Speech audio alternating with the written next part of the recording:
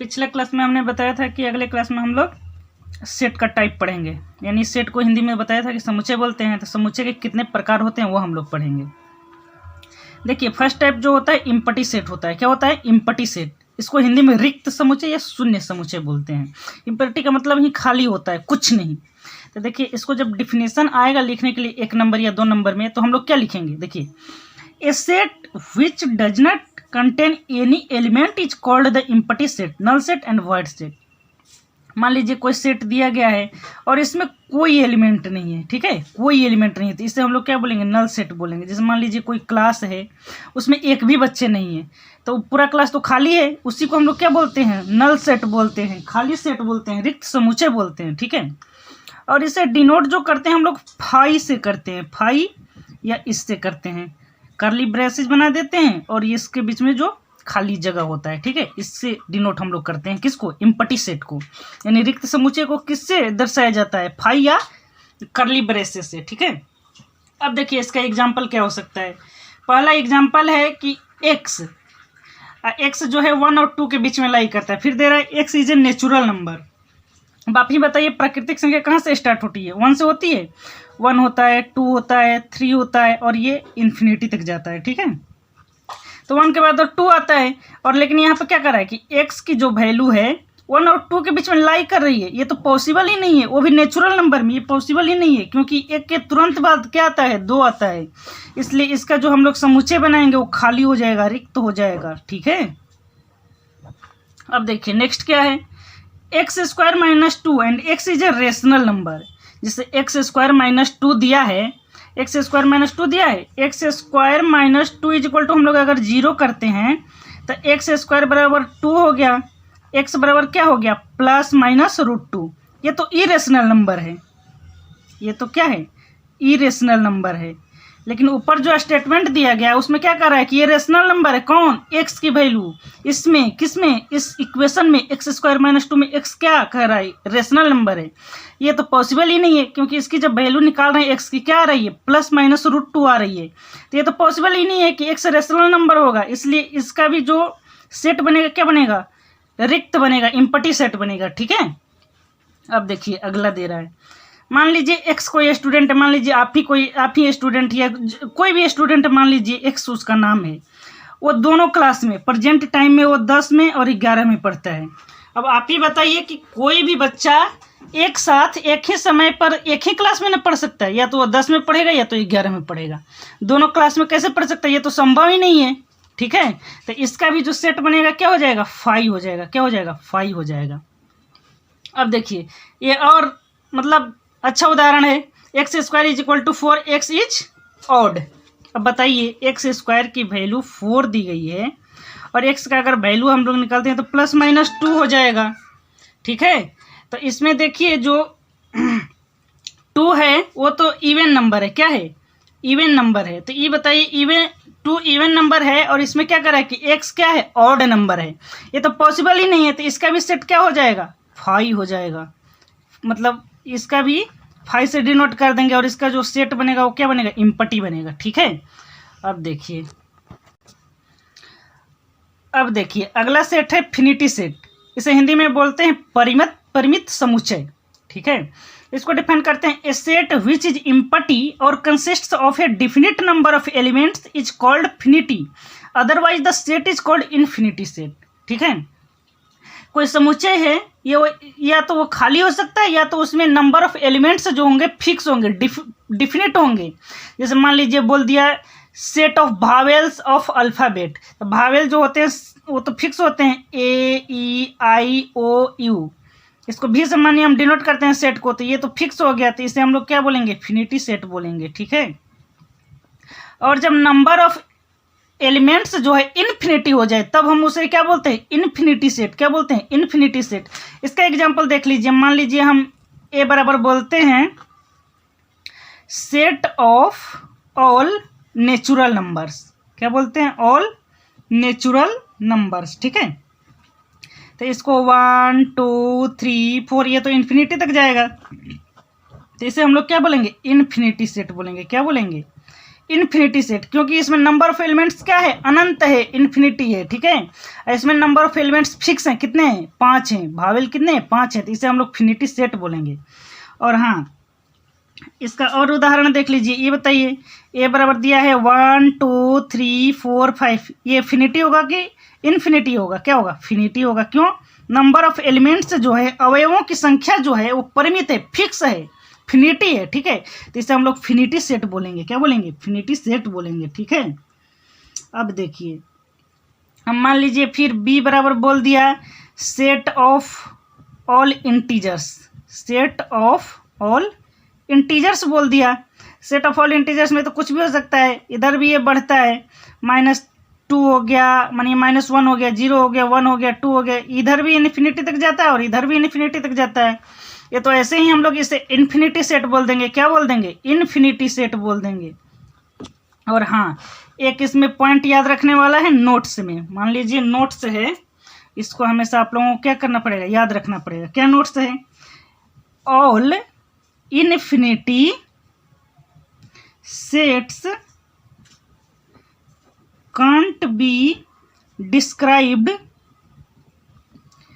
in the roster form, roster form. जो infinity set होता है उसे हम रोस्टर फॉर्म के रूप में नहीं लिख सकते हैं, ठीक है, रोस्टर फॉर्म के रूप में नहीं लिख सकते हैं, ठीक। अब देखिए, रोस्टर फॉर्म में हम लोग पढ़ चुके हैं, तो इसमें रोस्टर फॉर्म को डिस्क्राइब नहीं किया जाता, और इन्फिनिटी सेट के लिए रोस्टर फॉर्म को डिस्क्राइब नहीं किया जा सकता। जैसे सेट ऑफ रियल नंबर्स हो गया, इसको हम डिस्क्राइब नहीं कर सकते इस फॉर्म में, ठीक है, सेट ऑफ रियल नंबर्स हो गया, सेट ऑफ रियल नंबर्स हो गया, इसे हम लोग नहीं दर्शा सकते हैं, ठीक है, because the elements of this set do not follow any particular form, ठीक है, कोई पर्टिकुलर फॉर्म नहीं फॉलो करते हैं, ठीक है। जैसे ये मतलब मान लीजिए एक्सेप्शनल होता है, मतलब यूनिक होता है, अलग होता है सबसे, इसलिए इसको उदाहरण लिया जाता है कि सेट ऑफ रियल नंबर्स जो है उसे हम रोस्टर फॉर्म के रूप में नहीं दिखा सकते। क्यों, रियल नंबर्स तो हमने बताया था कि इसमें 2 चीज़ आ जाते हैं, एक तो रेशनल आ जाता है प्लस इरेशनल आ जाता है। रेशनल में, रेशनल का मतलब हो गया कि इसमें नेचुरल भी आएंगे, फिर होल भी आएंगे और फिर इंटीजर्स भी आएंगे, समझ में आ रहा है। तो इसको हम कैसे लिखेंगे बताइए, -3 -2 पता नहीं क्या क्या लिखेंगे। अब इसमें 1/2, अब इसमें फिर निकालना पड़ेगा कि √2 की जो वैल्यू है वो कितनी होती है और कहाँ लाई करेगी। फिर मान लीजिए √3 आएगा, फिर -√2 आएगा, लिखने में दिक्कत होगा। एक हम इसको यूनिक ऑर्डर नहीं दे सकते हैं, से किसको, सेट ऑफ रियल नंबर्स को हम यूनिक ऑर्डर नहीं दे सकते हैं, इसलिए इसे क्या बोलते हैं, इन्फिनिटी सेट तो बोला ही जाता है, लेकिन इसे हम रोस्टर फॉर्म के रूप में नहीं लिख सकते हैं। ये बात हमेशा आपको याद रखनी पड़ेगी, ठीक है। अब देखिए, अगला सेट जो आता है इक्वल सेट आता है। इक्वल सेट्स आता है, इसमें 2 सेट होते हैं, वो एक दूसरे के इक्वल कब कहा जाता है ये समझेंगे हम लोग। लिखा है 2 sets A and B are said to be equal if they have exactly the same elements and we write A is equal to B। कब कहेंगे, देखिए मान लीजिए मेरे पास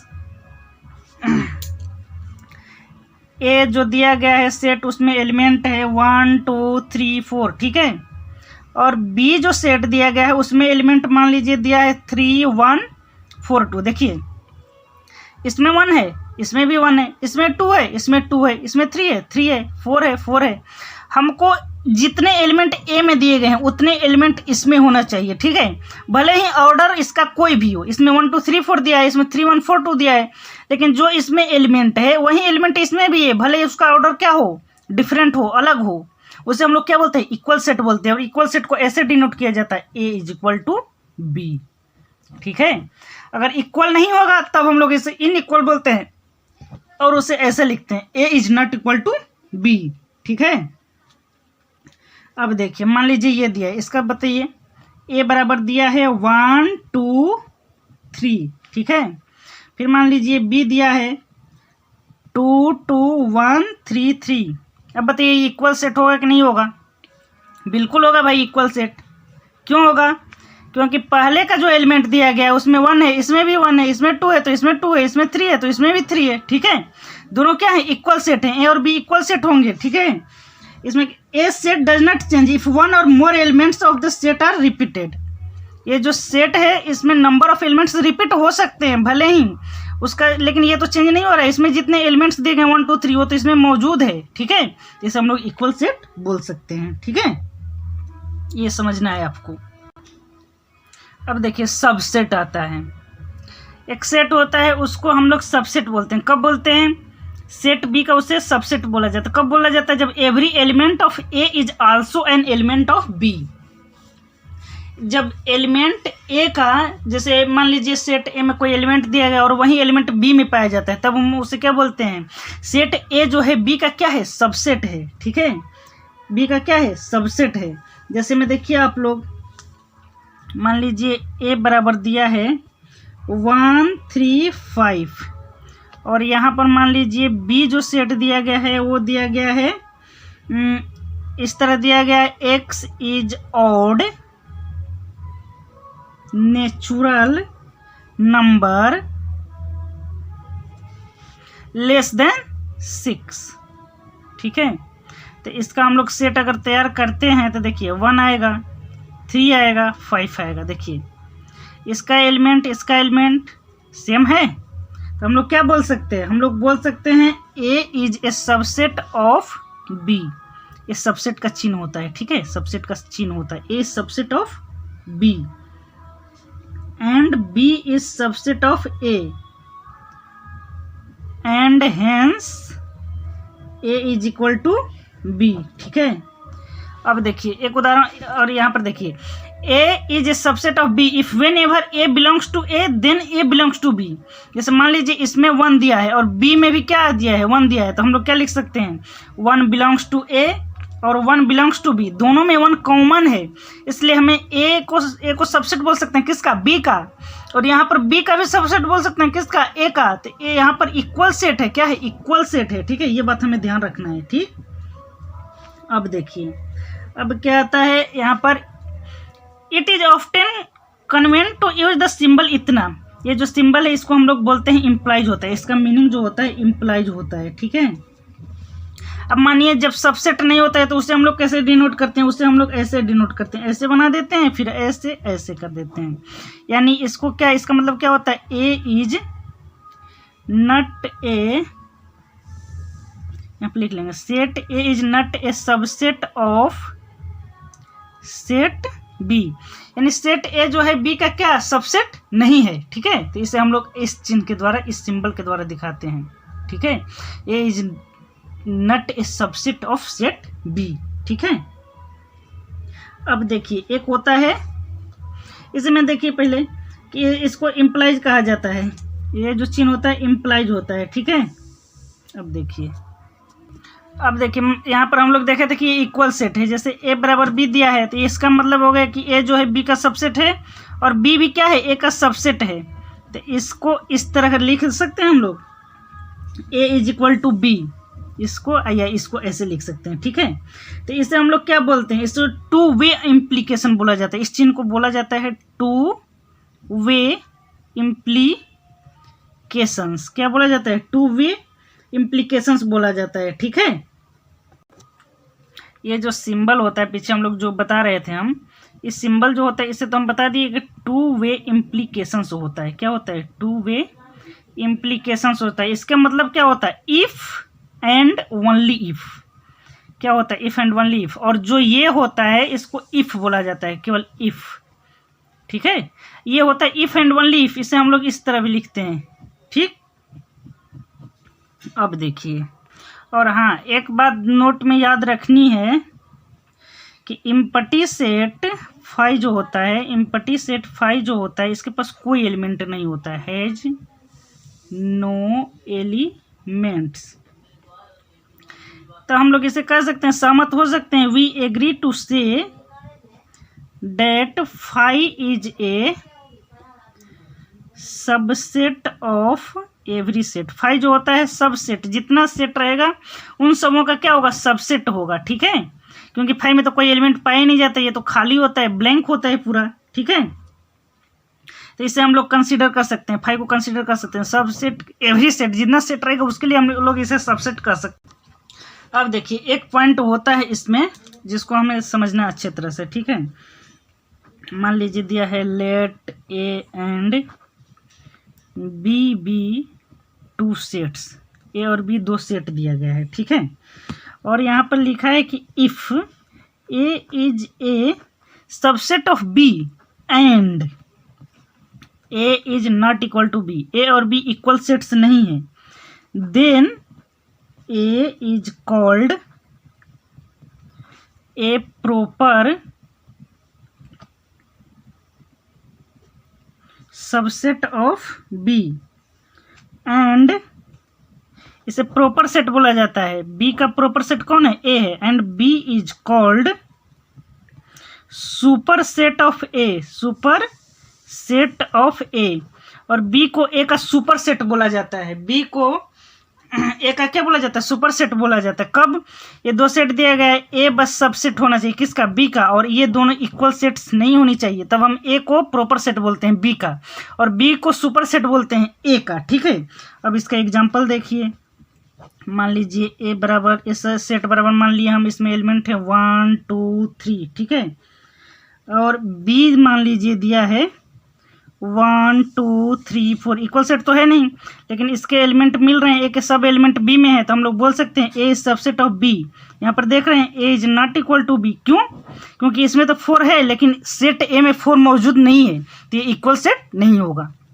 और ए बिलोंग्स टू बी, क्यों? Belongs to B, sorry, A is a subset of B, क्यों? क्योंकि ए के जितने एलिमेंट्स हैं वो बी में क्या है? समाये हुए हैं, इसमें मौजूद हैं। ठीक है, तो A is a subset of B. ठीक, और एक पॉइंट होता है, एक पॉइंट जिसे हम लोग पढ़ते हैं सिंगलेटन सेट, सिंगलेटन सेट। ठीक है, अब इसमें क्या होता है, इसमें समझना है आपको।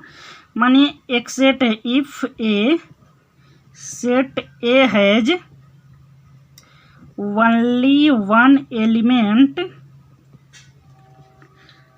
We call it a singleton set. इसको क्या बोलते हैं? Singleton set. ठीक है, और इसे डिनोट कैसे करते हैं? ऐसे कर देते हैं, एक ही एलिमेंट पाया जा रहा है, मान लीजिए छोटा ए इसका क्या है? एलिमेंट है, स्मॉल ए एलिमेंट है, तो इसे हम लोग ऐसे डिनोट करते हैं। ठीक है, इसे हम लोग सिंगलेटन सेट बोलते हैं। तो हम लोग पूरा सेट तो देख लिए, कौन कौन सा सेट देखे? पहले देखे हम लोग एम्प्टी सेट, इसका मतलब होता है ये खाली होता है, ब्लैंक होता है। ठीक, फिर पढ़े फिनिटी सेट, इसमें क्या पढ़े? ये इसमें नंबर ऑफ एलिमेंट्स जो होता है फिक्स होता है। ठीक है, फिर हम लोग क्या पढ़े? इन्फिनिटी सेट पढ़े। ठीक है, इसमें क्या होता है? नंबर ऑफ एलिमेंट्स जो होता है अनंत होता है, इन्फिनिटी होता है। ठीक है, फिर हम लोग इक्वल सेट पढ़े। इक्वल सेट में पढ़े कि जितने एलिमेंट्स ए में होंगे, प्रत्येक एलिमेंट जितने ए में होंगे वही एलिमेंट बी में भी होना चाहिए, तब हम लोग उसे इक्वल सेट बोलते हैं। फिर हम लोग सबसेट पढ़े। ठीक है, इसे इस तरह डिनोट करना सीखे। जब सबसेट नहीं होता है तो उसे इस तरह डिनोट करना सीखे। ठीक है, और हम लोग क्या सीखे? एक सीखे, इसको इम्प्लाइज बोला जाता है, इसका मतलब होता है इफ़, और इसका मतलब होता है टू वे इम्प्लीकेशन होता है, मतलब if and only if, if and only if. ऐसे इस तरह भी हम लोग लिख सकते हैं, IFF भी लिख सकते हैं। ठीक है, इसके बाद हम लोग क्या पढ़े? इसके बाद हम लोग पढ़े प्रॉपर सबसेट। क्या पढ़े? Proper subset. प्रॉपर सबसेट कब बोलेंगे? जब ए बिलोंग्स टू बी और ए और बी जो है वो इक्वल सेट्स नहीं होना चाहिए, तब ए को हम लोग प्रॉपर सेट बोलते हैं। किसका? बी का बोलते हैं। और फिर हम लोग क्या पढ़े? सुपर सेट पढ़े। सुपर सेट किसको बोला जाता है? यही कंडीशन होनी चाहिए, लेकिन क्या होनी चाहिए? बी जो है सुपर सेट बोला जाता है, किसका? ए का बोला जाता है सुपर सेट। फिर हम लोग इसके बाद पढ़े सिंगलेटन सेट। सिंगलेटन सेट किसको कहा जाता है? सिंगलेटन सेट उस सेट को कहा जाता है जिसमें केवल और केवल एक ही एलिमेंट पाया जाए, केवल और केवल एक ही अवयव पाया जाए, तब हम लोग उसे क्या बोलते हैं? सिंगलेटन सेट बोलते हैं। ठीक है, अब अगले टर्म्स पर हम लोग इससे रिलेटेड कुछ क्वेश्चन करेंगे। ठीक है, और इसके पहले वाले लेक्चर में हमने बताया था कि सेट को कैसे रिप्रेजेंट किया जाता है और सेट क्या होता है उसके बारे में बताया था। उसके लिए आप लोग लेक्चर 1 और लेक्चर 2 देख सकते हैं। ठीक है, अगले क्लास में हम लोग इस मतलब टाइप्स ऑफ सेट से रिलेटेड क्वेश्चन करेंगे। ठीक है, थैंक यू क्लास।